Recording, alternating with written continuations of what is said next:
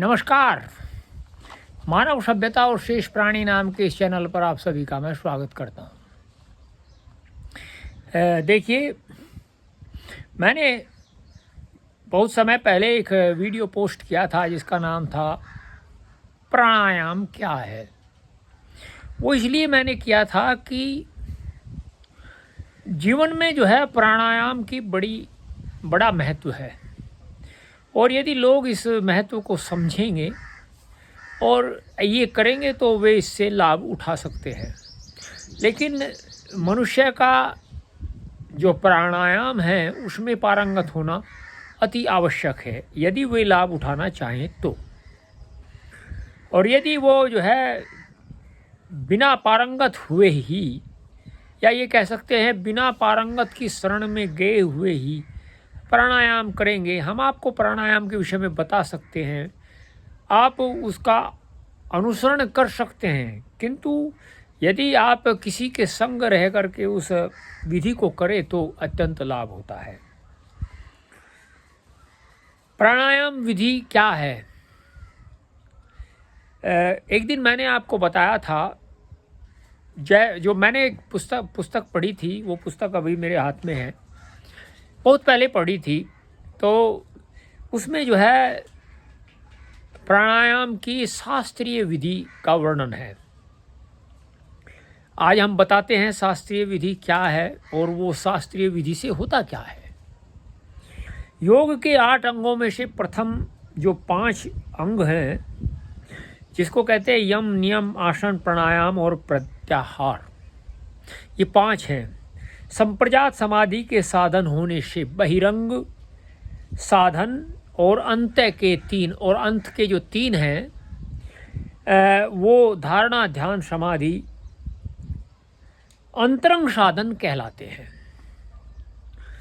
अब देखिए, मैंने आपको एक दिन संप्रजात समाधि के विषय में भी बताया था कि संप्रजात समाधि जो है वो किस प्रकार से उपस्थित होती है।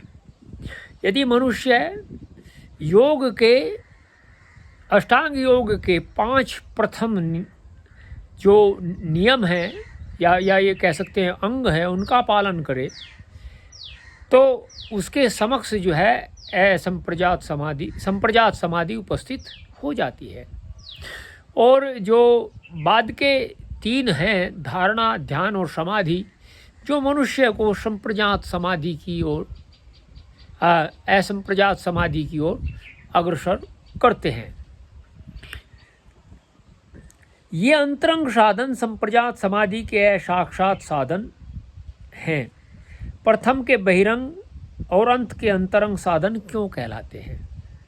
अब ये बहुत सुंदर बात इन्होंने कही है कि यही साधन, जैसे यम, नियम, आसन, प्राणायाम, प्रत्याहार, और यही क्यों बहिरंग साधन है, धारणा, ध्यान, समाधि ये अंतरंग साधन क्यों है? तो क्या है जी? बहिरंग साधनों से शारीरिक और मानसिक दोनों प्रकार का लाभ होता है। यदि कोई मनुष्य बहिरंग साधनों को जो है उनका उपयोग करे तो उसको मानसिक और शारीरिक लाभ होता है, जबकि अंतरंग साधनों से केवल मानसिक और आत्मिक उन्नति ही होती है। और जो अंतरंग साधन है, देखिए कितनी सुंदर बात है, कितनी जो है वैज्ञानिक बात है कि जो प्रथम है उसमें जो है शारीरिक विकास और मानसिक विकास, जो प्रथम 5 बहिरंग साधन है वह होता है, और जो बाद के हैं उसमें जो है मानसिक और आत्मिक, मानसिक विकास वह है उच्च कोटि का होता है, और आत्मिक विकास भी होता है। अर्थात जब तक शारीरिक, ये आप इसको ये ऐसे समझ सकते हैं कि जब तक आप 5 बहिरंग साधनों का जो है वो उपयोग करेंगे तो आपका आत्मिक विकास वहाँ से प्रारंभ नहीं होगा। आपका आत्मिक विकास प्रारंभ ही जब आप जो है बाद के 3, जो अंत के 3 हैं, धारणा, ध्यान और समाधि, वहीं से ही प्रारंभ होगा। बहुत से लोग जो है ऐसा समझ लेते हैं जैसे कि मैंने कई बार कई उदाहरण दिए हैं इस प्रकार से। बहुत सारे लोग हैं वे समझते हैं कि उनका जो है आत्मिक जो है वो हो रहा है विकास, किंतु ऐसा नहीं है। आत्मिक विकास होता ही तभी है जब आप 3 बाद के जो हैं उनका अनुसरण करते हैं, अर्थात उनकी शरण में जाते हैं या उनको स्थित कर लेते हैं। मैं तो कहूँगा स्थित कर लेते हैं, क्योंकि जब आप उनको स्थित कर लेते हैं तो और स्थिर कर लेते हैं। स्थित का अभिप्राय ये है कि जब में आप उनके अधिकारी बन जाते हैं। स्थिरता ये है कि अधिकारी बनने के बाद में उनको स्थिर करना। यदि आप जो है स्थिर नहीं करोगे तो आप उसके ऊपर नहीं कर सकते। तो इसी प्रकार से ये जो है 8 साधन हैं जो मनुष्य को शारीरिक, मानसिक और आत्मिक विकास करते हैं। अब क्या होता है जी, अंतरंग साधनों से जो आत्मकोन्नति अर्थात आत्मा की जो उन्नति होती है वह उच्च प्रकार की है, और वही एक प्रकार से असंप्रजात समाधि का यदि साक्षात नहीं तो असाक्षात साधन है। मैंने जैसे आपको बताया कि जो है वो असंप्रजात समाधि का साक्षात साधन भी है। ये तो कह रहे हैं साक्षात, लेकिन वह साक्षात ही है। अब जो ये अंतरंग और बहिरंग साधनों का जो भेद आपको बताया है, यह केवल भेद प्रदर्शन करने के लिए ही है। इससे किसी साधन का कोई यहाँ अनादर करने का हमारा कोई प्रयत्न नहीं है, न हम ऐसा कभी कर सकते हैं, क्योंकि यह ऋषि युक्त जो है वाणी है, जो इसको हम योग दर्शन कहते हैं। इस छोटे से ग्रंथ में योग के अंतरंग साधनों का विचार नहीं किया जाएगा। योग के अंतरंग साधनों का विचार क्यों नहीं किया जाएगा? क्योंकि मनुष्य आज ये कह सकते हैं वर्तमान काल में आत्मिक उन्नति नहीं चाहता है, वह केवल शारीरिक और मानसिक उन्नति ही चाहता है। किंतु आत्मिक उन्नति करने के लिए भी शारीरिक और मानसिक उन्नति का होना अति आवश्यक है। केवल चौथे अंग प्राणायाम के संबंध में केवल इतनी बातें कही जाएंगी जिनसे योग से सर्वथा अनभिज्य पुरुष में योग की ओर रुचि उत्पन्न हो जाए।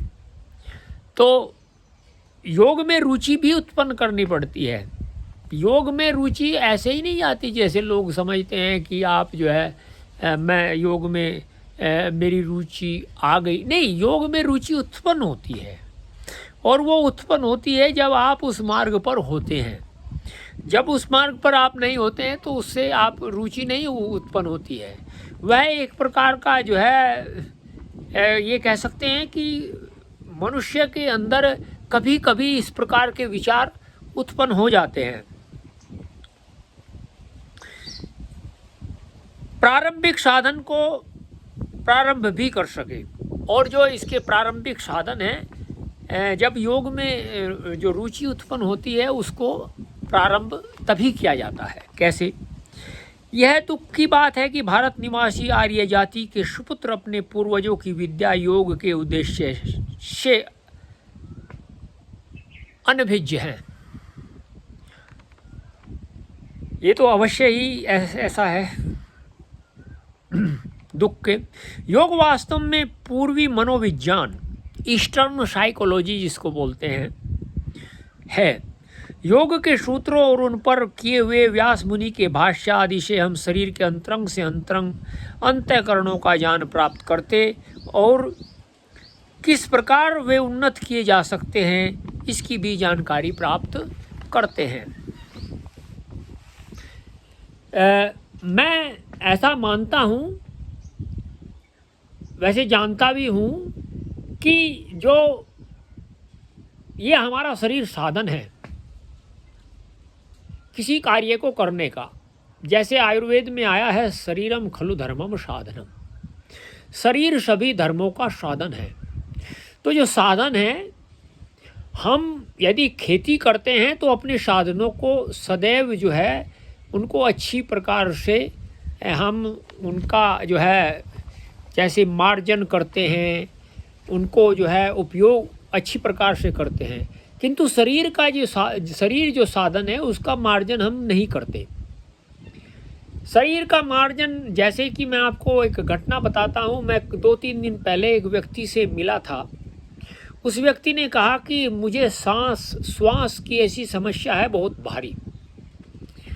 तो मैंने कहा अच्छा, तो मैंने कहा इसके कारणों के में गए हैं कि आपको ये श्वास की समस्या क्यों है। उसने कहा कि ये एक समस्या है, तो वो समस्या है। उसके पश्चात वह भाई साहब जो है फिर ये बताने लगे कि मेरा पुत्र है, मेरे पुत्र का एक पुत्र है, वह मेरा पौत्र है, और जो है मेरी जो लड़कियां हैं। तो उसने इस बात को जो है दूसरी तरफ ले गए। तो मैंने कहा देखो इस व्यक्ति को कोई रुचि नहीं है। तो मैंने कहा कोई बात नहीं है। उसने कहा वे मेरा बड़ा ध्यान रखते हैं, ऐसा करते। ठीक है जी, अच्छी बात है। मैंने भी उससे कुछ अधिक बात नहीं की। तो मैं आपको ये बता रहा हूँ कि यदि हम अपने साधनों को अच्छी प्रकार से उन्नत नहीं करेंगे तो हम आगे नहीं बढ़ सकते। शरीर हमारा साधन है और शरीर को उन्नत करना हमारा कर्तव्य है। अब इस कर्तव्य को हम कितना अच्छी प्रकार से करते हैं ये आप भी जानते हैं। शेष कल मिलेंगे आपसे। तो आज इतना ही। आप इस चैनल को मानव सभ्यता और शेष प्राणी को सब्सक्राइब करिए, लाइक करिए, शेयर करिए। हम आपसे इसी प्रकार से अच्छी अच्छी सत्य पर आधारित वीडियो को लेकर मिलते रहेंगे।